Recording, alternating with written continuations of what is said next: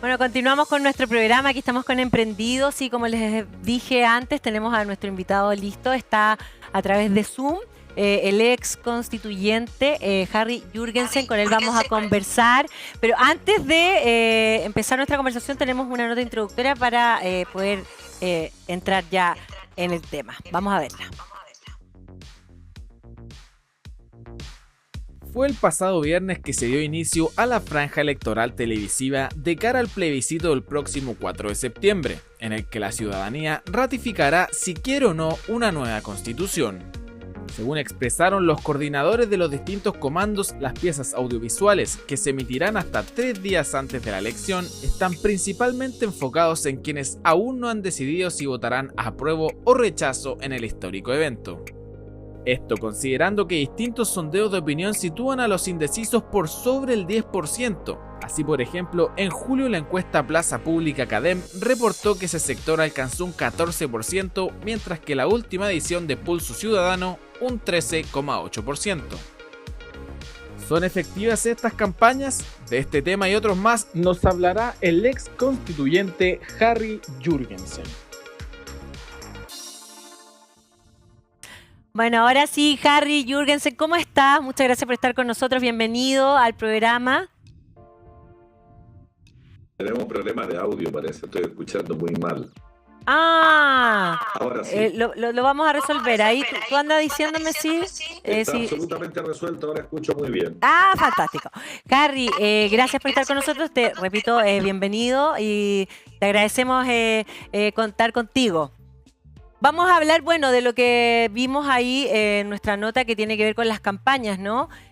¿Cuál es tu opinión al respecto? ¿Te parece que influyen realmente en la opinión hoy día las campañas del apruebo y la del rechazo? La verdad de las cosas que yo creo que en este caso, en esta elección, la incidencia de la franja va a ser bastante menor. Bastante menor porque estamos hablando de la propuesta de constitución y de la convención constitucional ya prácticamente un año.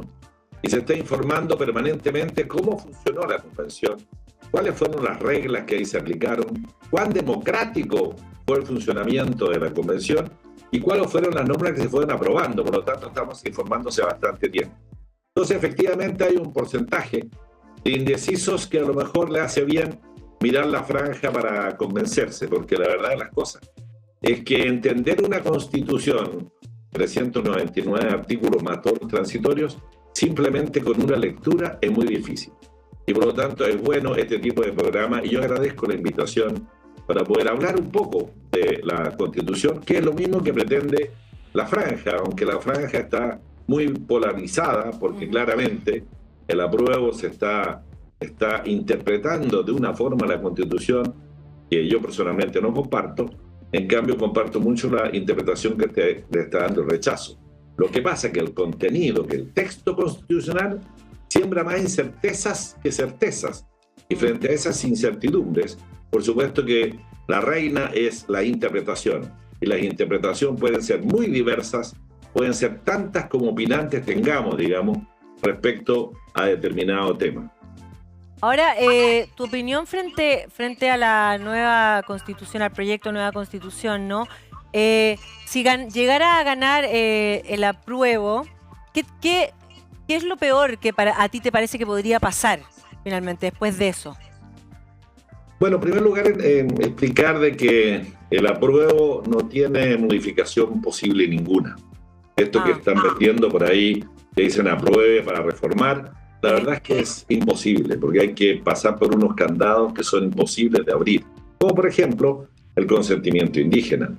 Con tantos derechos que se le entregan a los pueblos indígenas, que se transforman por primera vez en la historia de ellos, en verdaderas naciones, con sistemas judiciales distintos, con derechos preferentes, con privilegios, con la sustitución de tierras o devolución de tierras declaradas como interés general. Son tantos los privilegios que los pueblos indígenas jamás van a otorgar su consentimiento para que se modifique la Constitución, porque las modificaciones tendrían que estar muy relacionadas con los derechos que le impone esta propuesta de Constitución.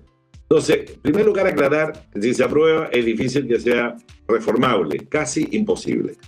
Ahora bien, Y por lo tanto, aquí esta propuesta de constitución, este texto, contiene una ideología que está disfrazada probablemente por principios universales, pero que en verdad contiene una ideología permanente que es el comunismo, el neomarxismo, que cambió, digamos, de base social. Ya las bases sociales no son los obreros, porque ahí se fundó, porque ya no existen esos obreros en la cual se sustentaba el marxismo en el mundo. Hoy día se sustenta en otro tipo de ideología. Ya ahí está el feminismo exagerado, está el ecologismo extremo, está el indigenismo, y está todos estos, el sexismo, por supuesto, que también es parte de esto. Entonces el neomarxismo contiene eso. Y esto lo que está, eso es la columna vertebral, es la quilla de la propuesta de constitución.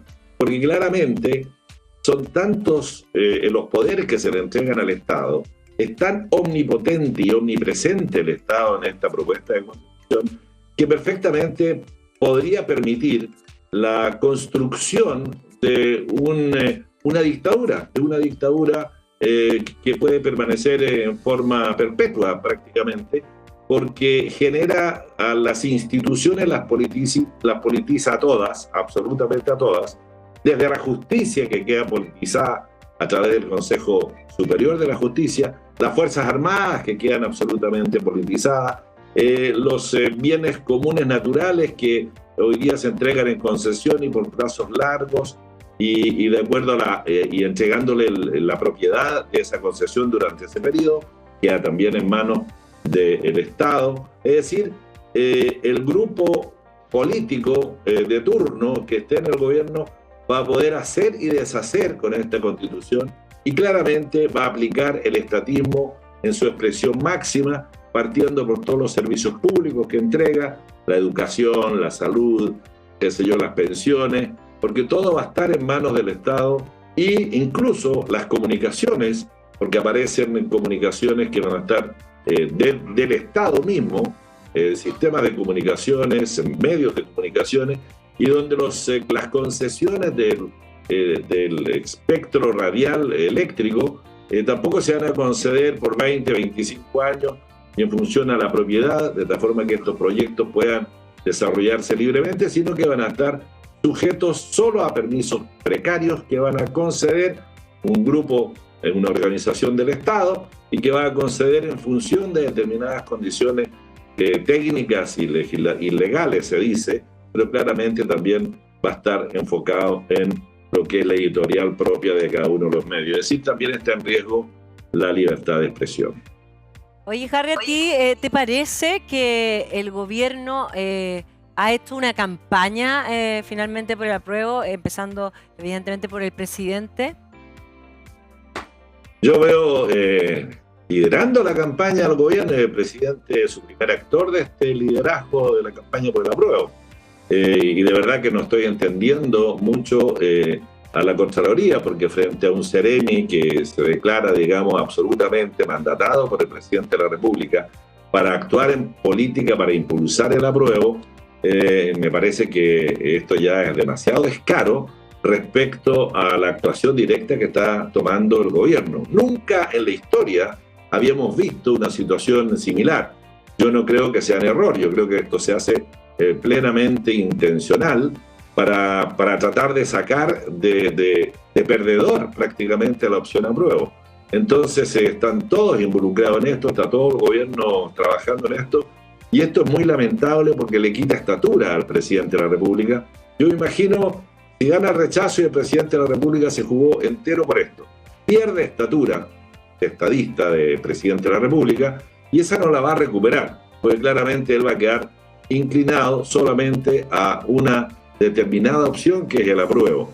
Y aquí lo que corresponde es que haya prescindencia, y esa prescindencia del gobierno, y partiendo por el presidente de la República, no se ha observado con ninguna claridad. Al contrario, hay declaraciones que son verdaderas confesiones, como las que ha hecho el propio Seremi de Salud de Biobío. Harry, en tus redes sociales mostraste que prácticamente todos tus artículos que presentaste fueron rechazados.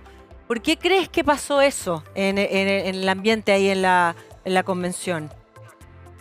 Mira, Carla, nosotros entramos con responsabilidad, sentimos el peso de lo que significa hacer una Carta Magna, el peso histórico, esto de tener una mirada global de todos los chilenos, de una mirada patriótica, de una nación que se proyecta hacia el futuro, con el desarrollo humano, con verdadera justicia.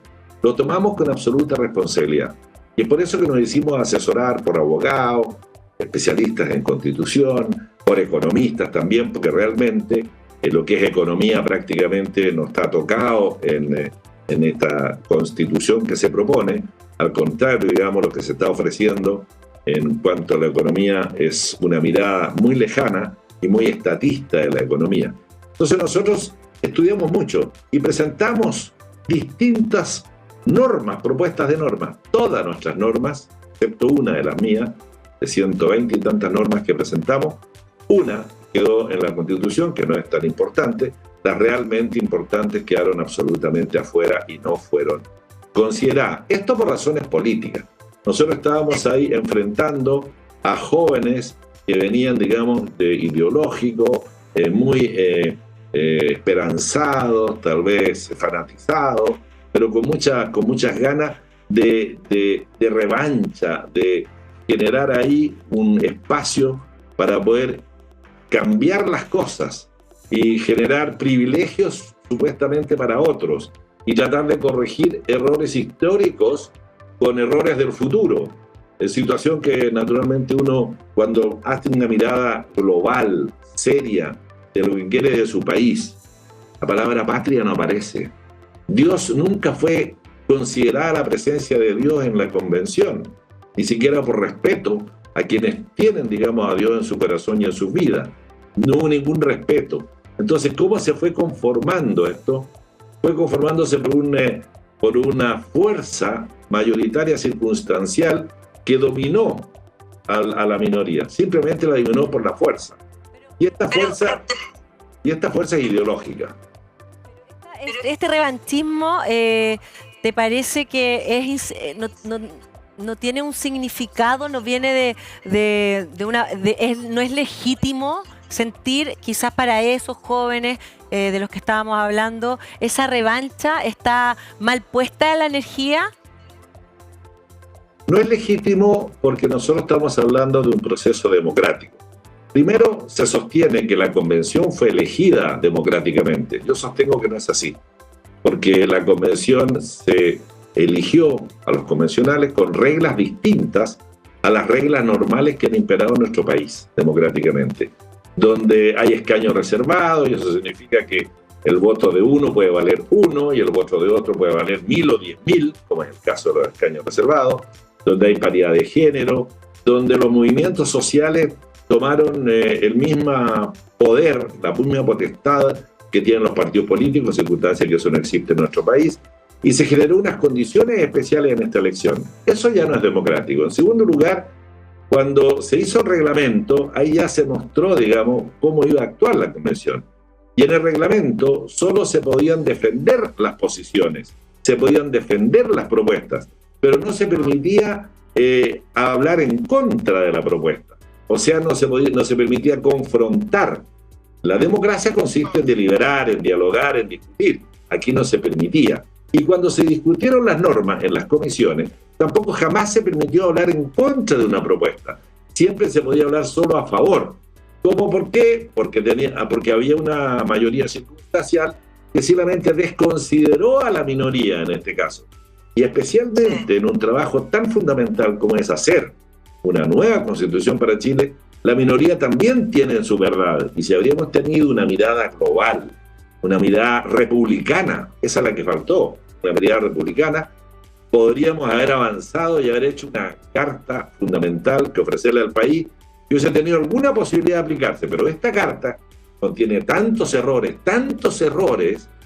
¿cómo es posible que no se pueda perder la nacionalidad cuando la nacionalidad se adquiere con documentos falsos y fraudulentos? ¿Cómo es posible que no se pierda? La Constitución defiende ese fraude, lo defiende, dice, uno no puede perder la nacionalidad cuando la recibe con documentos falsos. Es algo increíble. Es algo increíble. Es tan increíble como el artículo 75 que dice que cualquiera puede reunirse en cualquier lugar público o privado sin ningún permiso previo. Es decir, uno puede ir a la casa de otra persona a reunirse, a organizar el tráfico de armas o tráfico de drogas o lo que sea, o puede organizar incluso el asalto a la propia familia donde está la casa. Esto es increíble. Esto es algo que no es presentable. Preguntar, ¿tú crees que esos artículos, ese tipo de artículos, fue por desconocimiento finalmente que quedaron así, como tú dices, o muchos también dicen que en el fondo quedaron muy abiertos muchas situaciones? ¿Eso fue por desconocimiento o porque de verdad quería que quedaran así? Hay algunas que quedaron por desconocimiento. Claramente, nadie puede creer que haya un chileno en Chile que esté de acuerdo a que la nacionalidad no puede perderse cuando se obtiene con documentos falsos. Eso es un error. Pero no es desconocimiento y hay una intención en que los chilenos puedan reunirse en cualquier lugar público o privado. Eso no es desconocimiento.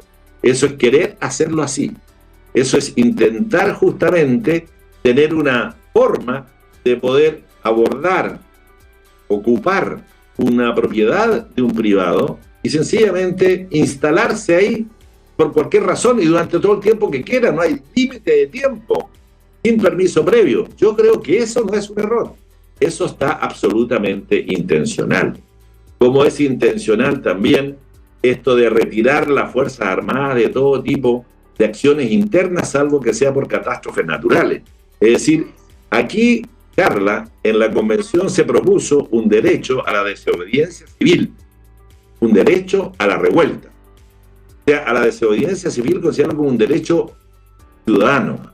Eso está diciendo dónde se está basando la gente que aprobó esta constitución o esta propuesta de constitución. Cuando la mayoría de la convención dice, vamos a darle todos los derechos a los delincuentes y que estos delincuentes puedan votar. No solo puedan votar, puedan ser candidatos a presidente de la República. Incluso eso es con intención, eso no es error. Esta es tu opinión, ¿cierto? Que estás dando. ¿Tú crees que en general los chilenos, quizás que ya leyeron, hemos leído el nuevo escrito, lo tenemos claro o no sabemos a lo que vamos a ir a votar? ¿Sabemos si el que va a votar rechazo lo tiene claro y el que va a votar apruebo lo tiene claridad ante el texto? Mira, yo creo que los chilenos no van a tener una claridad respecto a los 390 artículos permanentes y los artículos transitorios. Pero basta un artículo para que uno esté en desacuerdo con todo. Esto de el sistema político o el capítulo del sistema político que dice que desaparece el Senado, que instala un sistema político sin contrapeso ninguno, dándole todo el poder a una Cámara única, que es la Cámara de Diputadas y Diputados, quitándole fuerza, lo que es el presidente de la República, pierde la iniciativa exclusiva, pierde potestad reglamentaria, pierde potestad para aplicarle urgencia a las leyes. Todo lo toma esta Cámara única. Esa Cámara única va a ser la que va a nombrar y designar, por ejemplo, al Consejo Superior de Justicia, en su mayoría. Pues se compone por 17 y 9 va a asignar esta Cámara única. Es decir, el Consejo Superior de Justicia va a estar dominado por políticos. Y esos van a evaluar, van a decir quién es juez, van a evaluar los jueces, los van a echar los jueces si estiman que es malo. O sea, se politiza la justicia. Los chilenos reclaman mejor justicia, pero no pasa por la politización. Y eso se hace a propósito. Para mí, basta el hecho que exista una plurinacionalidad en nuestro país. Que de repente de la noche a la mañana seamos 12 naciones en vez de una nación. Que de la noche a la mañana tengamos 12 sistemas judiciales y que no tengamos, en vez de un solo sistema, poder judicial, donde el poder judicial dejó de ser poder. Eso ya es argumento suficiente para rechazarlo todo, porque eso destruye absolutamente la estructura social y normal de una sociedad. Mira, con respecto a esto, lo que te acabo de preguntar, salimos a la calle a preguntarle finalmente a la gente qué opinaba con respecto a las campañas y si también van a votar informados o no, y se ha influenciado. Vamos a ver qué nos dicen. En tu opinión, para ti, ¿han influido las campañas del apruebo y del rechazo en tu decisión? Mira, sinceramente, como extranjero, creo que eso nos ha dividido un poco, porque yo tengo ya 5 años acá y era totalmente diferente, y creo que se está marcando como una campaña de división, ¿ya? Porque hay extremos, entonces todos los del apruebo, siento yo como extranjero, están como a un extremo y los del rechazo también extremo, entonces tenemos que tener un punto medio. Creo que desde el estallido social estamos como durante ese estancamiento esperando el apruebo o el rechazo, a ver qué pasa, salir de la incertidumbre del país, porque creo que eso es lo que está pasando ahorita, hay una incertidumbre que ni bien ni mal, hay que ver qué pasa después de las votaciones. Creo que es una encrucijada difícil, no veo claridad en que sea tiempo y momento para unas alternativas como esa. En cierta forma yo creo que la campaña del apruebo va bastante bien, pero la del rechazo le hace el favor al mismo apruebo. ¿Por qué? ¿Por qué lo digo? En este sentido, en todos los medios grandes se nota el sesgo político que tienen, y en ese sentido se deja al descubierto la campaña de desinformación que tiene la campaña del rechazo y de tergiversación mediática, la manipulación igual de los medios que han hecho este último tiempo, y también cómo usan las encuestas, porque lamentablemente las encuestas también no son por ejemplo, un panorama, por decirlo, de la realidad, sino que crean realidades. En este sentido yo creo que la campaña la apruebo bastante bien y la del rechazo deja mucho que desear, y aparte le hace la campaña la apruebo porque al fin y al cabo está comprobado que la gente quiere cambio. Eso. Bueno, ahí estábamos viendo la opinión de la gente, ¿no? Harry, a mí me interesa saber de parte tuya, ¿qué te parece a ti personalmente las campañas, la del apruebo y la del rechazo? ¿Cómo las ves? A ver, las campañas mismas, yo creo que hay una campaña que está haciendo, por supuesto, interpretaciones muy positivas respecto a las consecuencias que tendría la propuesta de constitución. Esa interpretación positiva raya casi en la mentira, porque realmente se están diciendo cosas que no corresponden. Yo estoy de acuerdo que la gran cantidad de normas que contiene esta Constitución, muchas son interpretables, muchas son discutibles, porque justamente no es una carta magna que a uno le genere certezas jurídicas, es una carta magna que siembra muchas incertidumbres. No está claro, absolutamente claro, si puede haber educación privada o no educación privada, porque va a depender de la plata, cómo va a financiar el Estado la educación.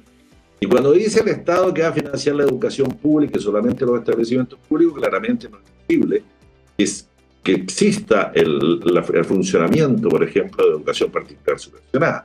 Es discutible, pero la intención, cuando uno está un año viendo una carta fundamental, se da cuenta por dónde va la intención. Pero ante la incertidumbre, ¿qué crees tú? ¿Cómo va a accionar los que vamos a votar ante la incertidumbre, al rechazo o al apruebo? Porque hay cosas, claro, que tú dices quedan abiertas, hay cosas que quedan abiertas y claramente yo creo que para todos es así, pero hay otras que tú dices, bueno, ¿cómo ante un artículo una persona puede decir algo y otra puede decir absolutamente lo contrario frente al mismo artículo? Entonces, eso es lo que digo, ¿qué es lo que le provoca finalmente al que va a votar? Hay un dicho muy antiguo que dice que frente a la incertidumbre te abstengas. Lo que a mí me causa incertidumbre, donde hay incerteza, donde no tengo seguridad que puede pasar, yo me abstengo. No voto, por lo menos no voto. Además, en una carta fundamental, a veces la gente cree que la carta fundamental está muy lejana. Porque a mí me pueden decir, oiga, el Banco Central es autónomo. Claro, lo dice el primer artículo, el primer inciso. Pero el segundo inciso dice, pero tendrá que actuar en función del programa económico y monetario del gobierno. Ahí en ese minuto dejó de ser autónomo. Y es de ese tipo de trampa. La Constitución está llena, claro. Si uno lee el primer artículo, dice el Banco Central es autónomo. Si lee el tercer inciso, se da cuenta que no es autónomo, porque por primera vez el Banco Central tendría que prácticamente estar en función del programa monetario del gobierno y económico del gobierno, y eso significa pasarle la máquina a hacer billetes y descontrolar la inflación, por ejemplo. La gente a veces no lo entiende muy bien eso. Pero cuando se dice en salud, todos vamos a estar obligados a imponer nuestro 7% de salud al Estado. Ya no puedo yo elegir si quiero el privado o quiero el Estado. No, yo estoy obligado a ponerlo en el Estado. Y me dicen, no, si las ISAPRES no desaparecen, si la salud privada permanece, continúa. Pero ¿cómo va a continuar si yo estoy obligado a pagarle al Estado? Se transformó ese aporte, esa cotización a la salud en un impuesto. O sea, yo tendría que pagar 2 veces. Escuchen, hay que pagar 2 veces para estar en la salud privada. Yo considero que aquí lo ideológico está demasiado profundo en esta Constitución. Tenemos que tratar de mejorar la salud, de mejorar la posibilidad de que los más pobres tengan la posibilidad de elegir. Y para eso hay que generar las condiciones para que puedan elegir. Yo estoy de acuerdo que una persona de altos ingresos puede elegir entre 10 y uno de pocos ingresos a lo mejor no puede elegir, a lo mejor tiene que estar obligado a atenderse por el Estado. Entonces, claramente lo que hay que hacer es resolver ese problema, que esa persona tenga la posibilidad de elegir. Pero todas las posibilidades de elección, de que uno tome la decisión, se va terminando con esta Constitución, porque aquí impera el Estado. El Estado va a decidir por usted. El Estado va a decidir dónde se va a educar, dónde va a estudiar, dónde va a trabajar, cuánto va a ganar. Y el Estado incluso, en materia de vivienda, va a decir, ahí va a vivir usted, pero la vivienda no va a ser suya. La vivienda puede ser del Estado, porque así lo dicen los insurgentes, y porque se rechazaron 20 veces las indicaciones nuestras que decían que la vivienda sea propia. ¿Por qué la rechazaron? Porque claramente la propiedad les causa escozor a quienes aprobaron esta propuesta de Constitución. Tenemos que ir a una pequeña pausa comercial. Quédate ahí, por favor, para seguir conversando aquí en Emprendidos. Una pequeña pausa y ya volvemos. Seguimos en la conversación con Harry Jürgensen. Ha estado muy agradable la conversación. Harry, para ir cerrando, te voy a hacer la pregunta del millón. ¿Qué crees tú que va a pasar el 4 de septiembre? A ver, Chile está en un proceso muy complejo y los chilenos tenemos que entenderlo. Ya tenemos manifestaciones, ya tenemos un plebiscito de entrada que le dijo a todos los chilenos que esta Constitución que está vigente no la quieren. Entonces, pase lo que pase, yo pienso que para ganar el rechazo, Chile tiene que asumir la responsabilidad de trabajar una nueva Constitución.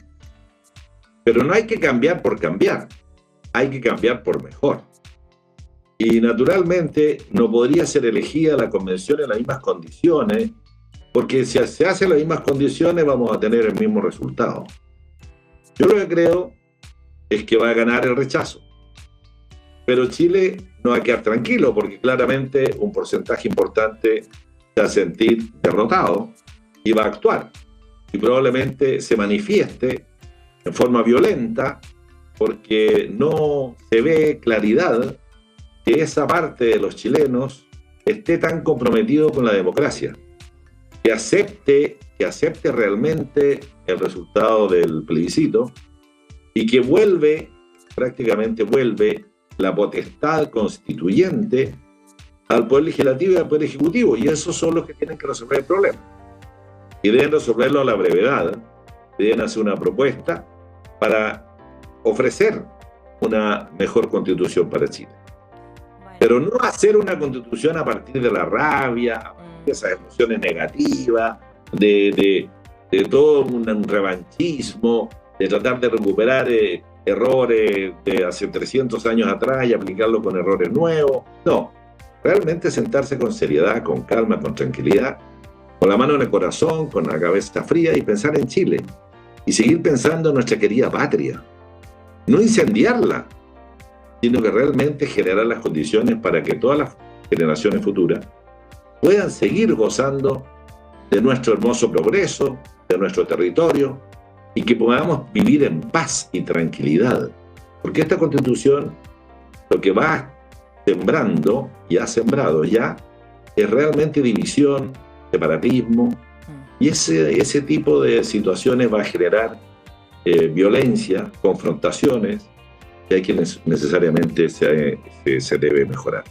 Bueno, Entonces, Harry, hay que encontrarle el camino para sí, tener una buena constitución, donde Chile y los chilenos estén bien representados, y todos los chilenos, y el conocimiento también esté bien representado, y se bajen un poco las revoluciones de las pasiones, y se ponga un poquito más revoluciones a las razones.